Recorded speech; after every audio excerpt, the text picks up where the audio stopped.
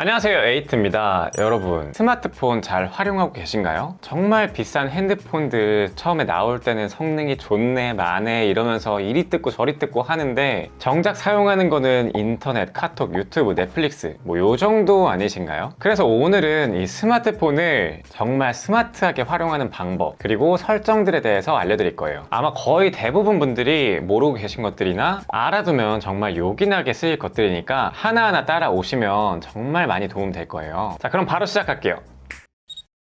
첫 번째로는 이 갤럭시 하면 삼성페이, 삼성페이 하면 갤럭시잖아요. 그런데 제가 설정 영상을 올리다 보면은 자주 들어오는 질문 중에 하나가 여기 아래쪽에 내비게이션 바가 아니라 제스처를 사용하게 되면은 화면이 넓어지는 건 알겠는데 홈 화면에서 계속 이 삼성페이가 올라오고 이 최근에 보기 화면으로 넘어가질 않는다. 이거 어떻게 해결하냐? 이거였어요. 요거 해결하는 방법 알려드릴게요. 그 전에는 여기 삼성페이 옆에 있는 요 부분 이쪽을 살살 끌어올려가지고 이렇게 최근에 보기로 전환을 하거나 그러다가 잘못 올리면 이렇게 구글 어시스턴트가 나왔는데 저는 홈 화면에서 카드를 들어 올리면 최근에 보기로 넘어갑니다. 이거는 갓락이라고 할 수 있는 굿락에 있는 어플인데요. 먼저 굿락으로 들어가 줄게요. 참고로 갤럭시 스토어에서 다운받을 수 있습니다. 여기서 아래로 내려서 홈업이라는 모듈을 설치해 주시면 돼요. 설치되어 있는 분들은 바로 따라오시면 되고 설치해야 되는 분들은 잠시 영상을 멈췄다가 따라와 주세요. 그러면 아래에 보면은 여기 태스크 체인저라고 있죠. 이게 원래는 개별 앱으로 빠져있던 앱인데 홈업 안으로 병합되었습니다. 여기에 들어가면은 아래로 내려서 제스처 설정 쪽에 홈 화면 페이 영역의 최근 앱 제스처 허용 요 녀석을 켜주기만 하면은 이제는 홈 화면에서 삼성페이가 올라오든 말든 이렇게 홀드를 하고 있으면 바로 최근 앱 보기로 설정이 됩니다. 참고로 내비게이션 바를 버튼으로 사용하고 있으면은 작동을 안 하고요. 스와이프 제스처를 사용한다고 하더라도 여러 방향이 아니라 아래에서 위로 요거를 사용하고 있을 때에는 이때에도 마찬가지로 작동을 하지 않습니다.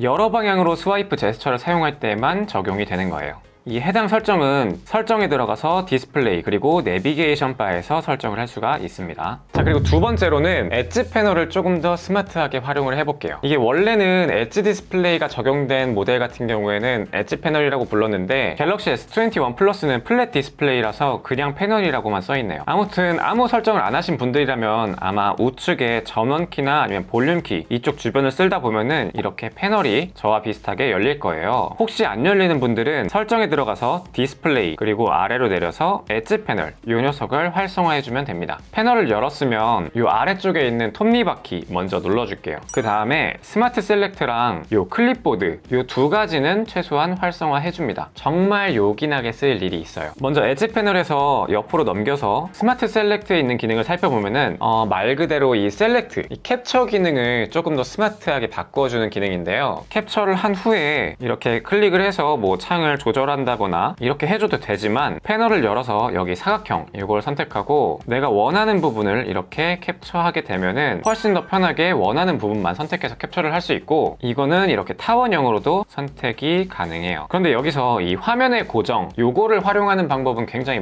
무궁무진한데요. 제가 사용하는 방법은 복사가 안 되는 글을 저장해 두거나 뭐 복사해 두고 싶을 때 원래는 이렇게 앱을 전환하면서 이렇게 사용을 했어야 되는데 이제는 이렇게 제가 원하는 부분을 화면의 고정 요걸 선택해서 이렇게 띄워둔 다음에 보면서 전환 없이 바로 쳐 넣을 수가 있죠. 그리고 끌 때는 해당 고정을 선택해가지고 X자를 누르면은 바로 꺼지게 됩니다. 그리고 추가적으로 요즘에 좀 자기 개발 같은 거 많이 하시는 분들 계시잖아요. 그래서 꼭 만들고 싶은 습관이라던가 아니면 꼭 해야 할 일 이런 것들을 메모해 두고서 까먹지 않기 위해서 화면 위에 고정 이걸 해두게 되면은 이렇게 인터넷 브라우징을 할 때나 아니면 뭐 이렇게 유튜브 음악을 듣거나 이럴 때에도 계속해서 항상 떠 있기 때문에 까먹지 않고서 할 수가 있어요. 자, 그리고 세 번째로는 바로 복사 붙여넣기를 하는 방법을 알려드릴게요. 이거는 당연히 그냥 버튼 꾹 눌러가지고 복사 그 다음에 붙여넣기 이렇게 하는 거 아니냐고요? 그건 맞습니다. 그런데 여러 개 할 때는 어떻게 할까요? 혹시 그냥 하나씩 복사하고 붙여넣은 다음에 다시 복사하고 또 붙여넣고 이렇게 하셨나요? 이제는 그냥 복사하기를 전부 다 해버리세요. 그러면 마지막 거밖에 복사 붙여넣기가 안 되지 않나요? 라고 하시는 분들 아닙니다. 먼저 그 전에 설정을 한번 건드려 줄 건데요. 설정에 들어가서 일반 키보드 키보드, 그 다음에 여기 키보드 툴바를 선택해 줍니다. 그러면 저와 같이 요 아래쪽에 툴바가 뜨게 되는데 여기서 요 두 번째 거 요렇게 생긴 게 바로 클립보드예요. 아이폰이랑은 다르게 기존에 쌓여있던 클립보드들을 전부 다 볼 수가 있습니다. 이렇게 보시면 정말 오래전에 캡처했던 것들이나 아니면 복사했던 것들, 이런 것들이 전부 다 확인이 가능하기 때문에 이게 뭐였지 싶은 것들도 있을 거예요. 혹시 여기 툴바 쪽에 클립보드가 안 보인다면 오른쪽에 점점점 요걸 클릭해 주시고 이쪽에서 클립보드를 찾아서 넣어 주시면 되는 거예요. 그런데 나는 키보드에서 이 툴바를 사용하고 싶지 않다, 조금 더 이 키보드 화면이 가려지는 거 싫다, 이러신 분들은 아까 말씀드렸던 이 패널을 열면 됩니다. 오른쪽에서 끌어서 옆으로 넘겼을 때 아까 이 클립보드도 넣어 달라고 했죠. 그러면은 얘를 바로바로 붙여넣고, 그리고 또 열어서 다음 거 또 붙여넣고, 그리고 다음 것도 내려가지고 붙여넣고, 이렇게 활용을 할 수가 있는 거예요. 그래서 예를 들어서 뭐 여러 가지 계좌에다가 송금을 해줘야 되는 상황이라던가 아니면 좀 다양한 곳에다가 복사 붙여넣기를 해야 될 때, 이럴 때는 미리 복사를 여러 개 다 해버린 다음에 클립보드에서 바로바로 붙여넣는 형식으로 사용하시면 훨씬 더 시간을 단축할 수가 있어요. 엣지 패널이 나온 김에 잠깐 추가적으로 더 말씀을 드리자면은 여기 어플 화면에서 앱 페어 기능을 통해서 자주 사용하는 분할화면 세트를 미리 저장해두고 사용할 수가 있어요. 참고로 이렇게 삼성 노트도 두 가지를 동시에 열 수 있으니까 뭐 메모 작업을 할 때에도 유용하게 사용하시면 좋을 것 같아요. 그리고 네 번째로는 문자 메시지 활용하는 법을 알려드릴게요. 요즘에는 카카오톡을 사용하다 보니까 문자를 사용을 많이 안 하죠. 옛날에는 뭐 팅이나 뭐 알 막 이런 거 개수 몇 개 남았나 그런 거 확인하면서 메시지 개수 이번 달에 몇 개 보낼 수 있나 이런 맛이 있었는데, 요즘에는 약간 문자는 좀 공적인 사이, 카톡은 조금 사적인 거, 약간 요렇게 구분해서 사용하는 것 같아요. 주로 뭐 공적인 사이 아니면 비즈니스 사이 뭐 요런 식일 때는 문자를 여전히 많이 쓰긴 하죠. 특히 업무적인 연락에서는 뭐 링크를 보내야 된다거나 뭐 그런 경우가 있어요. 아니면은 조금 타이핑 작업이 많이 들어간 문자를 보낼 때도 있죠. 주로 그럴 때는 컴퓨터로 아무래도 작성을 하는 게 더 편한데, 그럴 때마다 카톡으로 보내가지고 카톡에서 복사한 다음에 문자로 붙여넣기 이렇게 하기 조금 불편하잖아요. 그런데 PC에서 바로 문자 보내기를 할 수 있습니다. 지난번에 제가 이쪽 영상에서 알려드린 사용자 휴대폰을 사용하는 게 아니에요. 바로 구글 메시지를 이용하는 건데요. 플레이스토어에서 구글 메시지를 검색해서 다운받아 줍니다. 그 후에 기본 앱을 구글 메시지로 변경을 해주세요. 그러면 잠시 후에 동기화가 되면서 기존에 있던 문자 앱의 내용들도 전부 불러와질 거예요. 그 이후에 이 아래에 있는 사이트, 여기에 접속을 하면은 지금 보이는 화면이 뜰 거예요.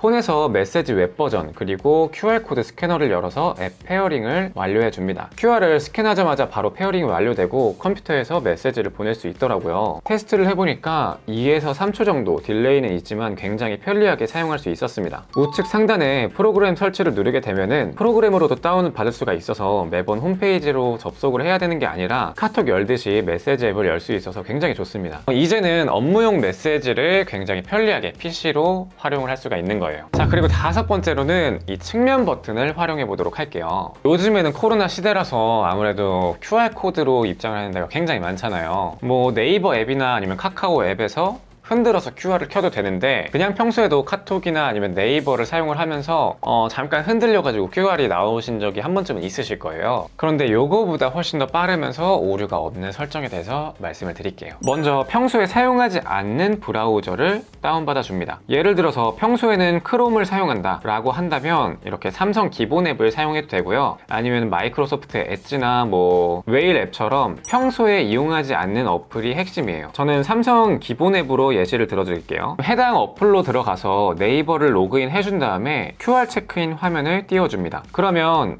이렇게 QR이 바로 나오겠죠? 이때 바로 홈화면으로 나가주는 거예요. 그 다음에 설정으로 들어가서 유용한 기능, 그리고 측면 버튼, 두 번 누르기의 앱 열기, 요거를 선택해서 해당 브라우저 어플을 설정해 두면은 카톡이나 네이버 앱을 켜고서 흔들 필요 없이 바로 QR로 진입이 가능합니다. 심지어 이거는 이렇게 잠금 화면인 상태에서도 바로 해제 없이 QR로 불러올 수 있기 때문에 훨씬 더 간편하죠. 대신에 평소에 사용하던 브라우저로 사용을 한다면은 마지막에 이용한 페이지가 불러와지기 때문에 평소에 사용하지 않는 브라우저로 사용하는 게 핵심이에요.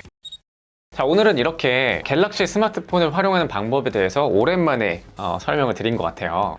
시리즈형으로 좀 기획을 하고 있는데 다음에 만들 꿀팁 영상도 기대되신다면 구독하시고 빠르게 받아보시면 좋을 것 같습니다. 자, 이번 영상은 여기까지고요. 제 영상이 도움이 되셨거나 에이트를 더 보고 싶다 하시는 분들은 좋아요와 구독 부탁드립니다. 감사합니다.